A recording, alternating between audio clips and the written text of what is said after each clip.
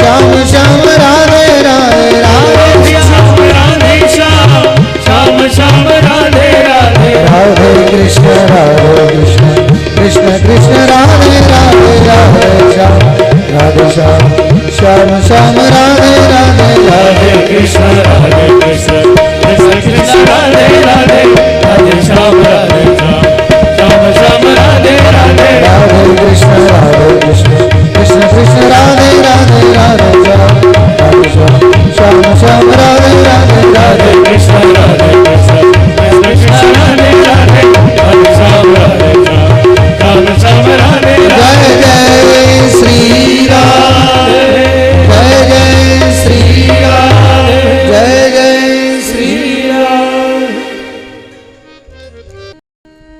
नंद नंदन यशोदानंदन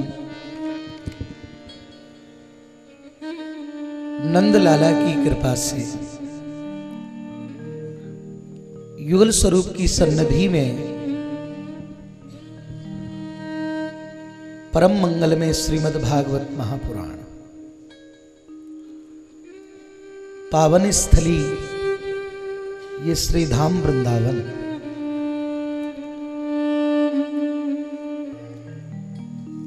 हम आप सब लोग विराजे हैं।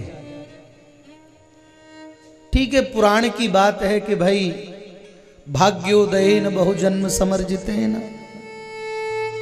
बहुत भाग्य हो तब ठाकुर जी की कथा मिले, ये पुराण की बात है, विद्वानों की बात है।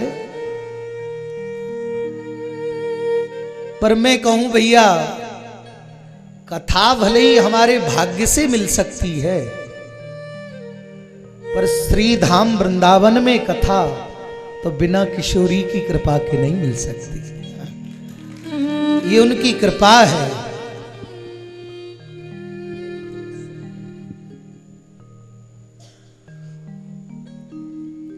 क्योंकि उनकी कृपा के बिना हम आप सब यहां आ ही नहीं सकते। पर भक्ता कहती है कि महाराज हमारा तो अधिकार है किशोरी जी पर, क्योंकि हम उनकी सहचरी बन गई हैं, उन्होंने अंगीकार किया है, और जिस पर अधिकार हो फिर तो चाहे राजी चाहे गैर राजी वो अपने आप बुला ही लेती है, और वो अपनी आप वह अंगीकार करती हैं। मैं समझता हूं कि यहां सुनने के लिए परिपक्वता की तो आवश्यकता है ही, पर उसके साथ साथ में यहां ठाकुर जी की कृपा की भी आवश्यकता है। कहो तो हम लोग बैठे हैं और कृपा नहीं हो तो 7 दिन तक मंडप में बैठे रहो, पूरी कथा ही समझ में ना आवे। बोलो जय श्री राधे। ये जरूरी थोड़ी है कि आप यहां बैठ गए हो, बढ़िया माइक साउंड लगा है, कि बढ़िया पंडाल बना है, कि बढ़िया व्यवस्था है, अब तो बढ़िया कथा समझ में आएगी। कोई गारंटी नहीं है। आज प्रथम दिन में बैठे हैं तो लाडली से प्रार्थना करना, ये कथा हमारे भीतर तक प्रवेश हो जाए। क्यों प्रवेश कराना चाहते हो? बोले दुनिया के दुखी हैं हम लोग, आके बैठ गए हैं, अब हमें कोई अपनाने वाला है नहीं। जैसे गोपियों ने कहा कि अब आप छोड़ देंगे तो कौन अपनाएगा। तो देखो ठाकुर जी ने क्या किया, जरा ध्यान से समझना। ठाकुर जी ने गोपियों को अपनाया तो सही, पर ठाकुर जी ने गोपियों को फिर घर भेज दिया। क्यों?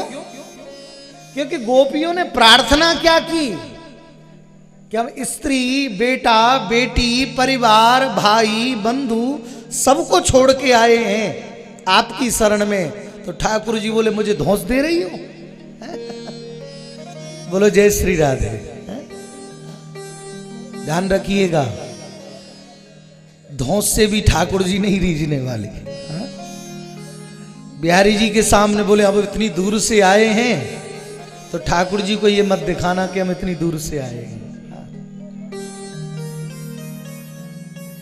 ये भी नहीं कहना कि आपने बुलाए हैं तो हम आए हैं। हाँ? ये कहना हम तो आपके ही थे, आना तो हमको था ही। बोलो जय श्री राधे। अतिशय ठाकुर जी की कृपा हम आप सब लोग विराजे हैं। उसके निमित्त में सुनाने के लिए मैं बना हूं। मुख्य यजमान के रूप में हमारे भैया विराजे हैं, नारायण, और आप सब लोग। आपका स्वागत तो क्या करूं, क्योंकि संबंध पुराना है, अब स्वागत से फायदा नहीं। हा? बोलो जय श्री राधे। क्योंकि संबंध स्वागत उनका किया जाता है जो मेहमान होते हैं। हा? आप लोग मेहमान नहीं हो मेरे। हा? आप सब ठाकुर जी के प्यारे हो और ठाकुर जी से ही मिलने आए हो। हा? इसलिए तो हम सब यहां विराजे हैं। तो ठाकुर जी की अतिशय कृपा। और मैं तो शोभा यात्रा में अनुभव कर रहा था कि बड़े बड़े यजमान देखे भागवत पोथी उठाते हुए, पर कोई यजमान गोपी बनता नहीं देखा। बोलो जय श्री राधे। देखो लगभग 350 से ऊपर कथा हो गई है, पर अभी तक कोई यजमान गोपी बन के नहीं आया कथा में। जो पहली बार थे कि भैया बढ़िया राम नामी ओढ़ के गोपी बन के बीच में आ रहे थे महाराज। और देखो भैया, वृंदावन में आए हो तो यहां पूर्ण पुरुष तो ठाकुर जी को ही समझना। हम सब तो वास्तव में गोपी बनने आए हैं यहाँ। और देखो वो प्रेरणा कहां, सब पटका उड़ा रहे थे, पर एक भक्त आए कि उन्होंने रामनामी उड़ा दी। कोई जरूरी था कि रामनामी कोई उड़ाए? पर नहीं, किसी ने रामनामी उड़ाई, ठाकुर जी ने प्रेरणा की कि भैया को गोपी बना दो। तो ये उनकी ही प्रेरणा से। आहा बोलो जय श्री राधे। सच बताऊं आपको, आपने मुझे नाम याद दिलाया, नहीं मैं ललित नाम ही भूल गया। हाँ, मजाक नहीं कर रहा हूं, मैं बहुत देर से याद कर रहा हूं कि भैया का नाम क्या है। और बहुत ऐसा नहीं कि भाई कोई अनजाना नाम हो, पर कथा में बैठा भूल गया। क्यों? क्योंकि भैया यहां तो श्याममयी सब ठाकुरमयी हो रहे हैं, और वही सुनने वाले, वही सुनाने वाले, और वही सब कुछ कहने वाले। तो ना हम आप सुन सकते न कुछ कह सकते। तो यहाँ तो नाम हमारा नहीं है, भले ही वो हमारा नाम कर रहे हों, पर यहाँ नाम तो ठाकुर जी का ही है। बोलो जय श्री राधे। अतिशय श्री गोविंद की कृपा, बड़े अथक प्रयास से ये आयोजन, और मैं समझता हूं बहुत वर्षों की इच्छा, हमारी भी इच्छा थी और भैया लोगों की तो थी इच्छा। वही प्रथम दिन से ही जब कलकत्ते में कथा की तो बोले नहीं भाई, अब संभवतः शायद मुझे जितना स्मरण है पहले कथा शायद अपने वहीं होनी थी, कोई बात थी ऐसा। हाँ, पर बहुत वर्षों के बाद ठाकुर जी ने कृपा की। अब कोई कहे कि ठाकुर जी ने बहुत देर के बाद सुना, मैं कहूं नहीं, ठाकुर जी ने देर के बाद नहीं सुना है, आपको भक्त की श्रेणी में मजबूत बना के इतने वर्षों से फिर खींच के अपने द्वार पे लाए। ये मजबूती है भक्ति की। क्योंकि कच्ची भक्ति में यदि सुनोगे कच्चा घड़ा हो तो पानी डालो, फूटने का डर रहता है, जब पका हो तो खूब पानी डालो, क्या फर्क पड़ने वाला है? तो भैया अब आपकी भक्ति पक्की हो गई है।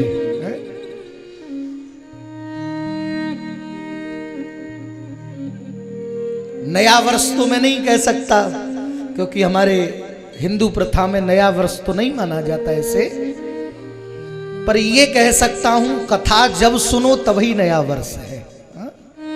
इससे कोई अर्थ नहीं है कि ये नया वर्ष है, पर मैं कहूं कथा जब सुने तभी नवीन बात है। नारायण, यद्यपि ये शास्त्र मोक्ष का दर्शन कराती है, इस शास्त्र की विशेषता है कि ये शास्त्र मोक्ष का दर्शन कराती है, मृत्यु को मंगलमय बनाती है। पर हमारे ब्रजवासी कहें नहीं ब्रह्म सो काम कछु हमको, न बैकुंठ की राह सुधारनी है।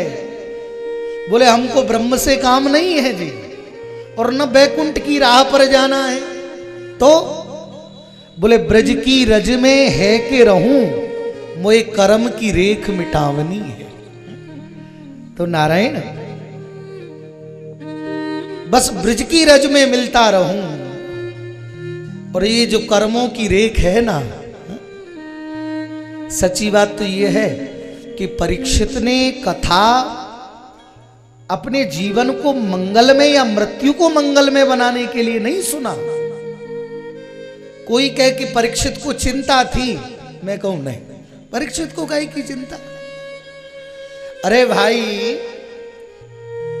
जो पांडवों के वंश में जन्म ले चुका हो, जिसकी गर्भ में रक्षा ठाकुर जी ने की हो, जिसको दर्शन गोविंद ने दिया हो, उसको भला अपनी मृत्यु की क्या चिंता होगी भाई?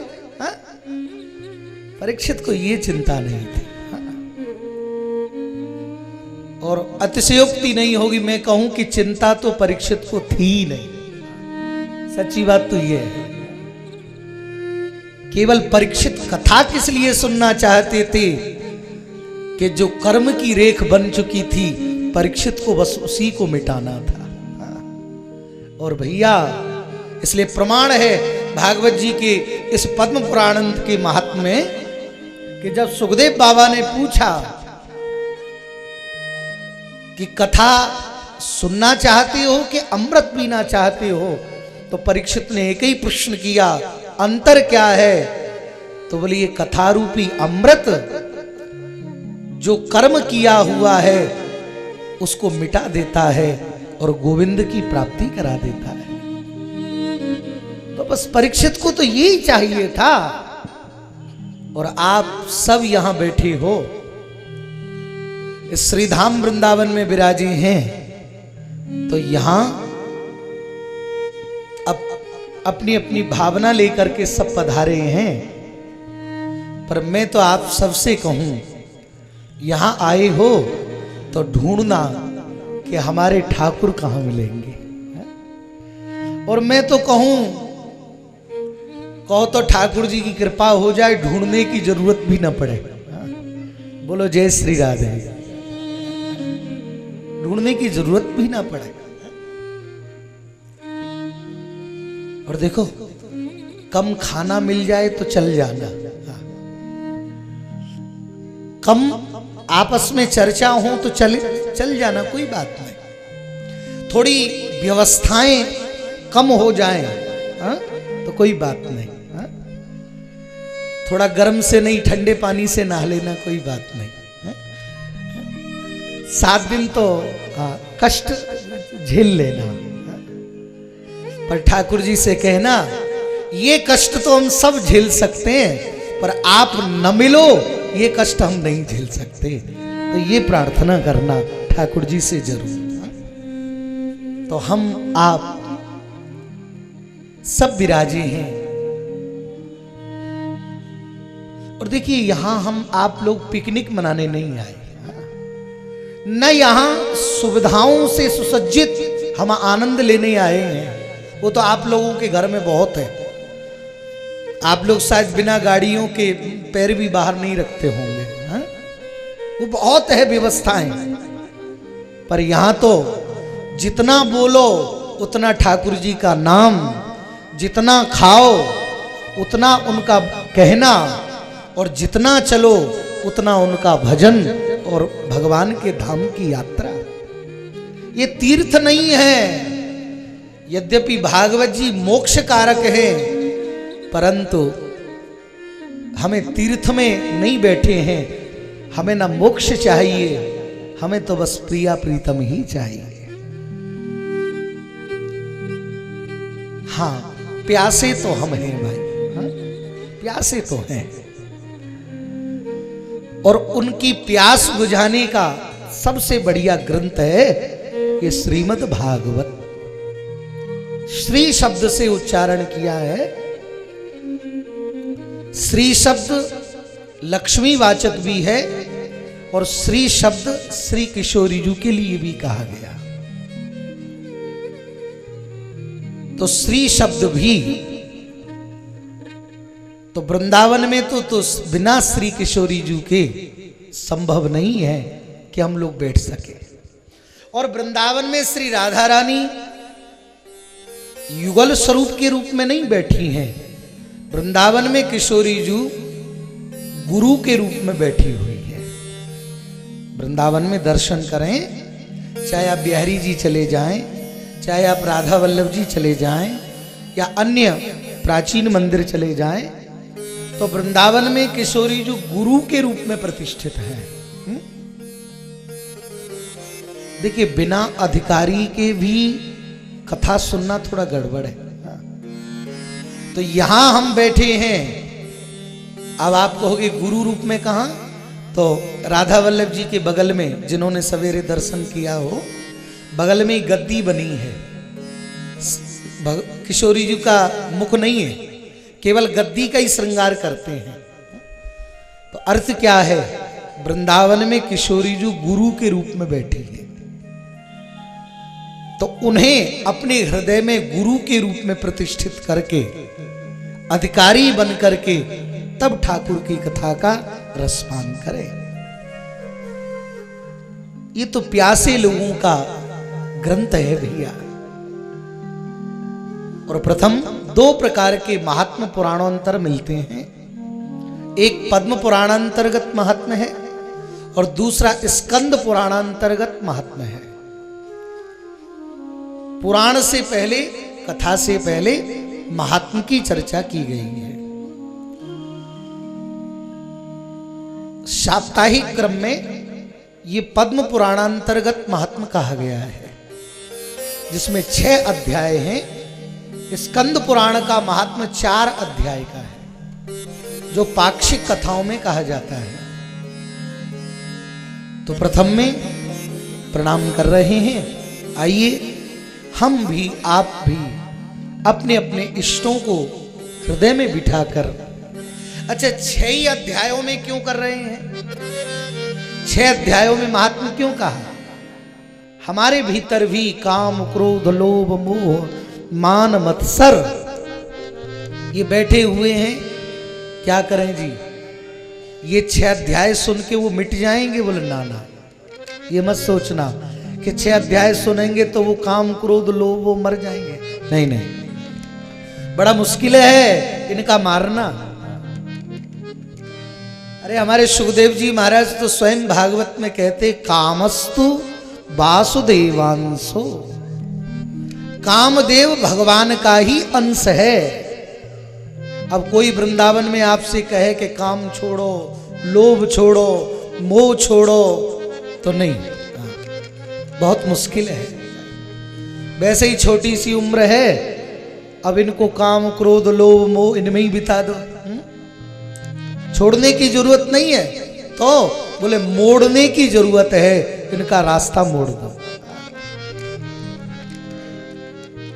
काम हो तो ठाकुर के लिए हो, लोभ हो तो ठाकुर के लिए हो, मोह हो तो ठाकुर जी के लिए हो। माने जो कुछ हो वो ठाकुर जी के लिए हो। अब ज्यादा नहीं तो कम से कम 7 दिन तो ऐसा कर ही लेना। बोलो जय श्री राधे।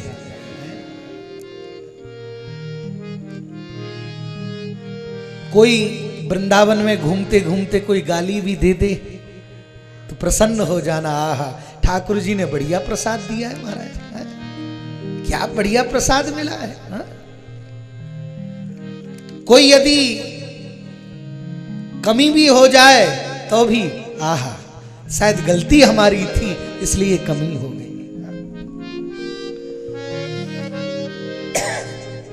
तो आइए हम आप सब श्री व्यास जी प्रणाम कर रहे हैं, हम आप लोग भी अपने इष्टों का ध्यान करते हुए प्रणाम करें और उनका ध्यान करें।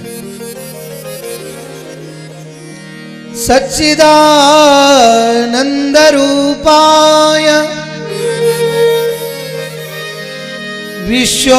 विश्वोत्पत्त्यादि हेतवे